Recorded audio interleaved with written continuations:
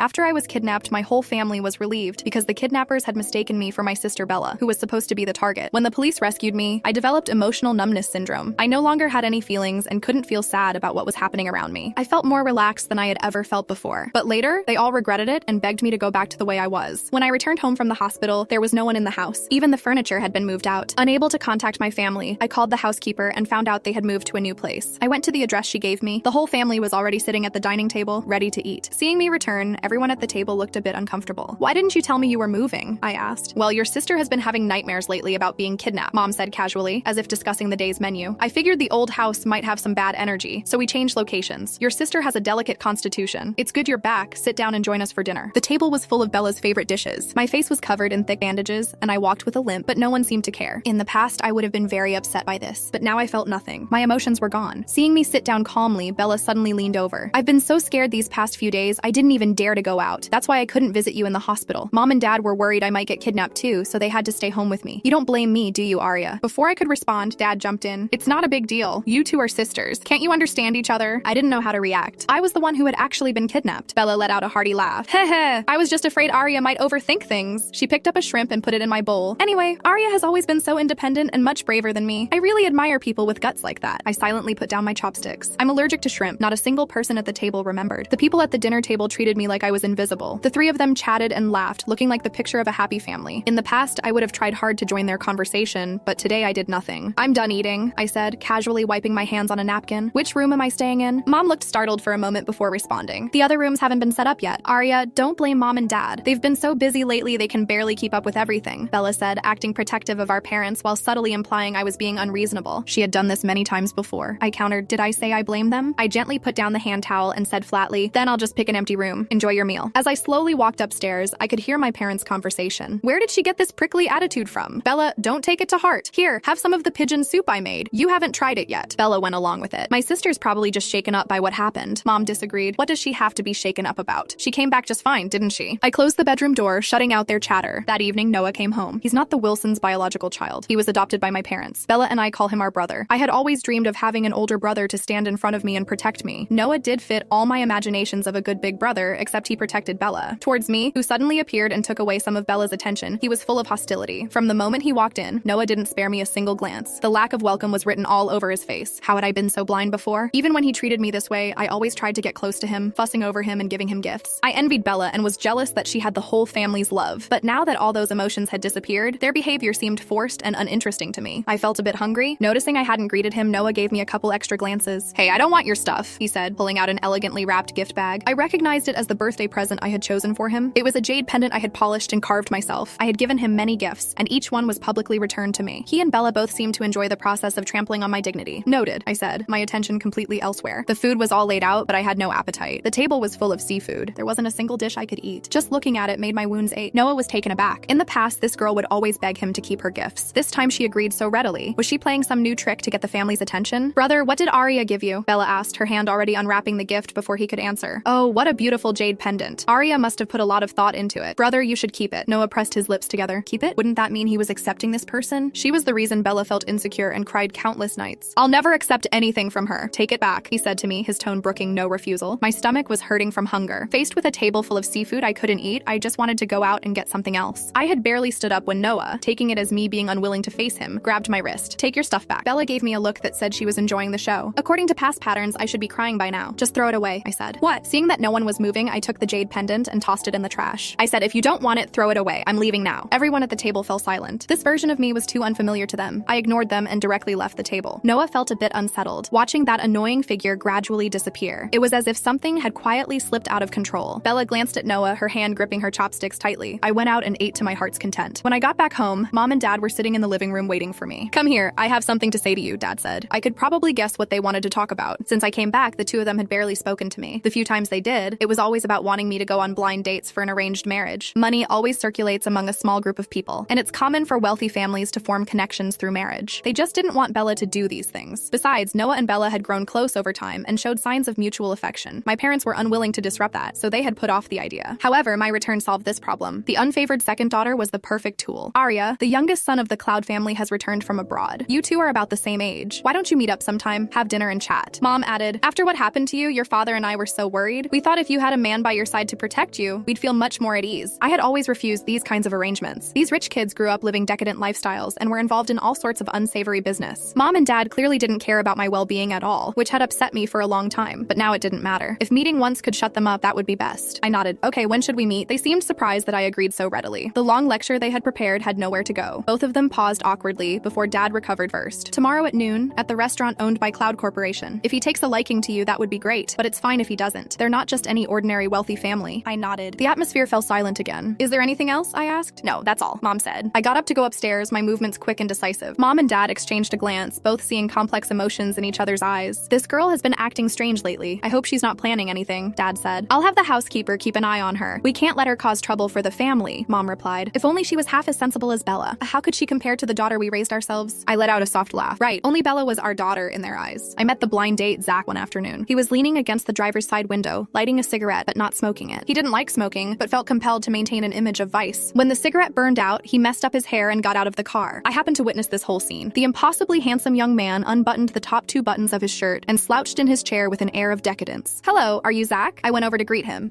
And you're Arya? He hesitated, as if wondering what kind of girl would have such an unusual name. I heard you've turned down a lot of people before, I asked. Can't say I've turned them down when I've never even met them, he replied. He suddenly smiled. I guess that makes you pretty special. What's your take on this arranged marriage business? He asked. What can I say? My life is worthless, so my family calls all the shots. The kidnapping incident hadn't spread, but Zach surely knew about it. He gave me a meaningful look. Miss Wilson, you and I are the same kind of people. He raised his glass, wanting to toast with me. I pushed my glass away. Not quite. I'd like to eat first. Zach paused for a moment, then rested his chin on his hand with a slight smile. All right then, let's eat first. I sighed. I had hoped to encounter an idiot, but instead I met someone with more schemes than a beehive has holes. As soon as I finished eating and parted ways with Zach, I received a message from my parents. The Cloud family was very satisfied with me and hoped to proceed with the marriage soon. I had miscalculated. I had only intended to find some fool to cooperate with me so my parents would stop forcing me to go on blind dates. Who knew I'd end up meeting Zach and digging myself into a big hole?